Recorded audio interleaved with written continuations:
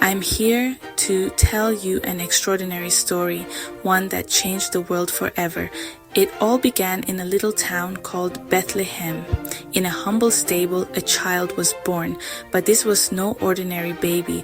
This was Jesus, the Son of God.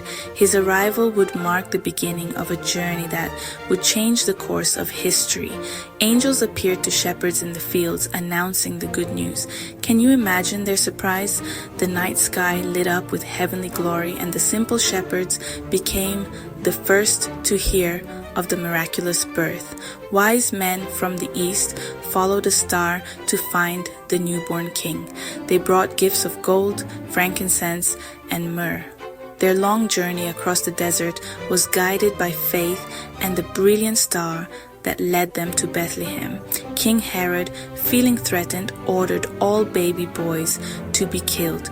But Joseph, warned in a dream, fled with Mary and Jesus to Egypt. Herod's jealousy and fear led to a terrible decree, but it couldn't stop the plan that was unfolding.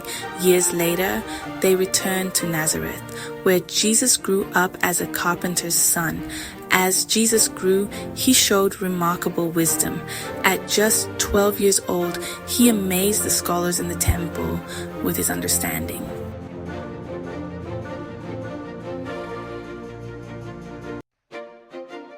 When Jesus turned 30, he was baptized by his cousin John the Baptist.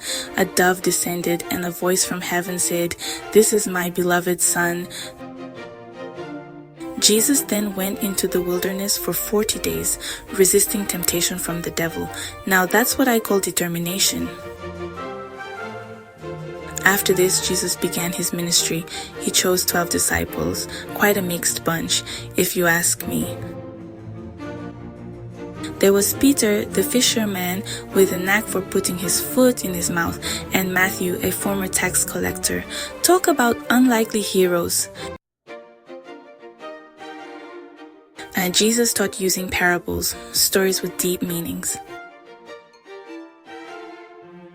But Jesus didn't just talk the talk, he walked the walk, literally. He performed incredible miracles that left people amazed. He turned water into wine at a wedding. Jesus healed the sick, gave sight to the blind, and even brought the dead back to life. He fed 5,000 people with just 5 loaves and 2 fish.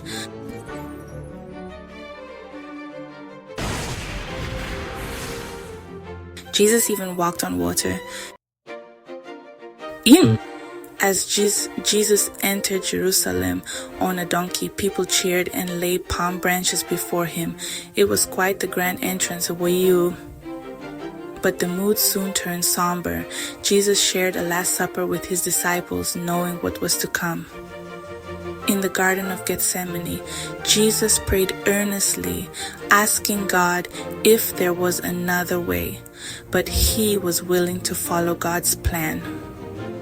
Then he was betrayed by one of his own disciples, Judas, with a kiss.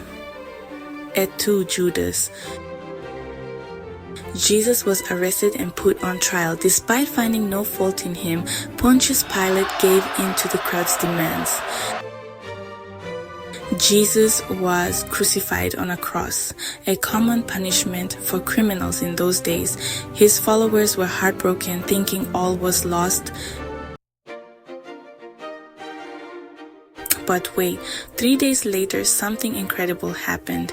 The stone rolled away from the tomb and Jesus emerged alive. Mary Magdalene was the first to see him. At first, she thought he was the gardener. Talk about a case of mistaken identity. Jesus appeared to his disciples, showing them he had truly risen. Poor Thomas missed out the first time and doubted until he saw for himself. He instructed his disciples to spread his teachings to all nations. They had quite the task ahead of them. Finally, Jesus ascended to heaven, promising to return one day.